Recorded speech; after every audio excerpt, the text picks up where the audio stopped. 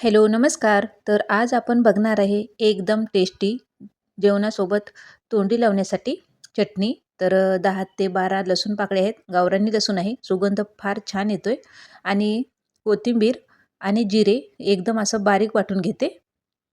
आता याच्यामध्ये आपल्याला घालायचं आहे तर पापडी ही बेसन पापडी आहे. तर याच्यामध्ये आता असं एकदम असं बारीक वाटून घ्यायचं नाही, अबडधोबड वाटायचं आहे. जास्त एकदम बारीक केलं तर चव लागणार नाही. म्हणून जास्त बारीक न करता आणि जास्त मेहनत पण लागणार नाही या चटणीसाठी. बघू शकता या पद्धतीने मी वाटून घेतलेलं आहे. एकजीव करून घेते.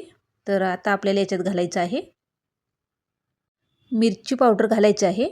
तुमच्या आवडीनुसार घालायचं आहे. कमी तिखट, जास्त तिखट.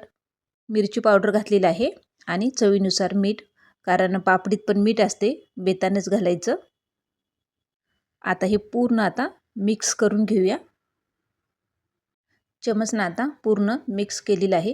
तर बघू शकता जास्त असं बारीक न वाटण करता एकदम असं व्यवस्थित वाटण झालेलं आहे. ही चटणी खाऊन बघसाल तर तुम्ही कधीच चव विसरणार नाही. एवढी भारी लागते ही चटणी. तर आता आपल्याला याच्यामध्ये 2 चमच शेंगाचं पावडर घालायचं आहे. शेंगाचं कूट घालायचं आहे. तर बघू शकता मी 2 चमच शेंगाचं कूट घातलेलं आहे आणि चमचनं व्यवस्थित आता हे मिक्स केलेलं आहे. तर एवढं भारी चटणी झालेली आहे. तुम्ही पण नक्की ट्राय करा. एकदा खाल तर सारखं सारखं बनवाल. एवढं भारी चटणी लागते ही.